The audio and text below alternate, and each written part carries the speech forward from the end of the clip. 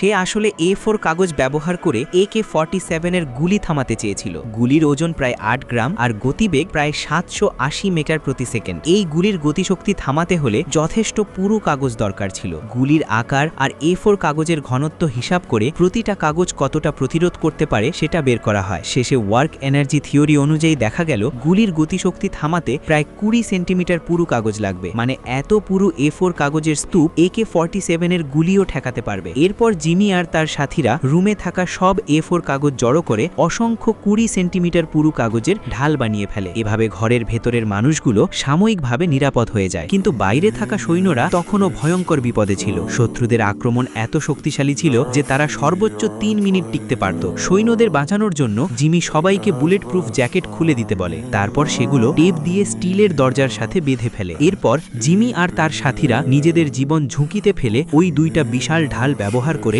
সৈন্যদের কাভার দিতে দিতে ঘরের ভেতরে ফিরিয়ে আনে। কিন্তু সৈন্যদের ফায়ারিং কাভার বন্ধ হয়ে গেলে শত্রুরা আরও ভয়ঙ্করভাবে আক্রমণ শুরু করবে, আর সেটাই ছিল জিমির আসল প্ল্যান। পরের ধাপে সে ইচ্ছে করেই শত্রুদের ভেতরে ঢুকতে দিতে চাইল, তারপর তাদের ফাঁদে ফেলবে। এরপর তার দরকার হয় 1 টন ওজনের লোহার ক্যাবিনেট। সে ক্যাবিনেটে ডিটারজেন্ট মাখিয়ে দেয় যাতে ঘর্ষণ কমে যায় আর সহজে দোতলার দরজার কাছে ঠেলে নেওয়া যায়। তারপর চিনি আর আরও কিছু উপাদান মিশিয়ে 10 মিনিট গরম করা হয়। ঠান্ডা হওয়ার পর সেটা নরম পুটির মতো হয়ে যায়। এই জিনিস শুধু আগুনই ধরে না, বিস্ফোরণও ঘটাতে পারে। জিমি ওই পুটি পুরো ক্যাবিনেটের চারপাশে লাগিয়ে দেয়, তারপর ইচ্ছে করে ইন্টারকম ভেঙে সেটাকে ওই পুটির পাশে রেখে দেয়। সব প্রস্তুতি শেষ করে সবাই দ্রুত লুকিয়ে পড়ে। ঠিক তখনই শত্রুরা ভেতরে ঢুকে যায়, কিন্তু তারা অবাক হয়ে দেখে সিঁড়ি পুরো ব্লক করা। নিচের শব্দ শুনে জিমি বোমা এর প্রস্তুতি নেয়, কিন্তু তখন সে বুঝতে পারে ইন্টারকমে কোনো বিদ্যুৎ নেই। যদি এখন কোনো উপায় না বের হয় তাহলে শত্রুরা খুব তাড়াতাড়ি দোতলায় উঠে আসবে। ঠিক সংকটের মুহূর্তে তার এক সাথী তাকে একটা গুলি দেয়। জিমি গুলির মাথা কেটে